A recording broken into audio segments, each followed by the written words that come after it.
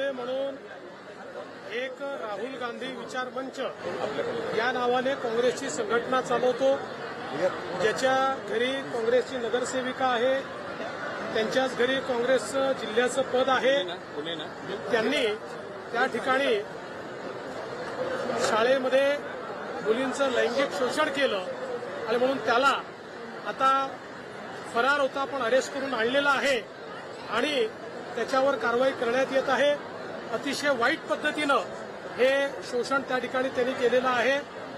त्याच्यावर कडक कारवाई ही पोलिसांच्या वतीनं निश्चितपणे केली जाईल आणि जे काही कठीणात कठीण शिक्षा आहे ती शिक्षा ही त्याला देण्यात येईल.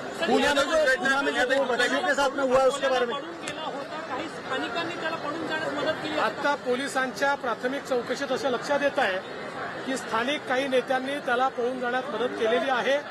तथापि अशा प्रकारच्या घटनांमध्ये काही पक्ष वगैरे मी बघत नाही.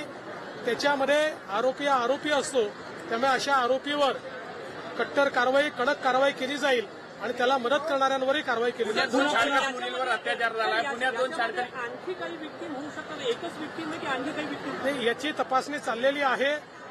याच्यामध्ये अधिकचे विक्टीम आहेत का हे बघितलं जात आहे आणि त्या संदर्भात सगळी माहिती ही आपल्याला लवकरच देण्यात येईल.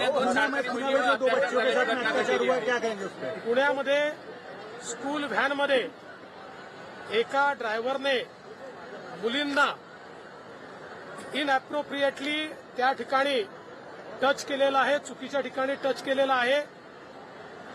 एका मुलीच्या पालकांनी ज्यावेळेस अशा प्रकारचा FIR दिला त्यानंतर लगेच इतर मुलींची चौकशी झाल्यावर अजून एक मुलीला त्यांनी अशाच प्रकारे टच केला आहे इनअप्रोप्रिएट ठिकाणी आणि इनअप्रोप्रिएट पद्धतीनं हे लक्षात आलं आणि म्हणून त्याच्यावर पॉस्को अंतर्गत गुन्हा दाखल केलेला आहे.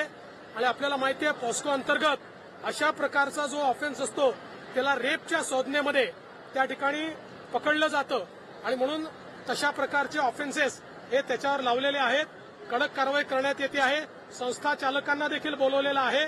त्यांचा काही त्याच्यामध्ये दोष आहे का हे देखील तपासण्यात येईल आणि सगळ्या संस्थांना देखील हे सांगण्यात येत आहे की तुमच्या संस्थांचे जे काही त्या ठिकाणी ट्रान्सपोर्टेशनचे वेगवेगळे मोड्स आहेत त्याच्यामध्ये सेन्सिटायझेशन करणं आणि त्याचे ड्रायव्हर्स किंवा इतर कोणी त्याच्यामध्ये जो स्टाफ असेल तो योग्य आहे की नाही हा बघितला गेला पाहिजे अशा प्रकारे सांगण्यात आलं.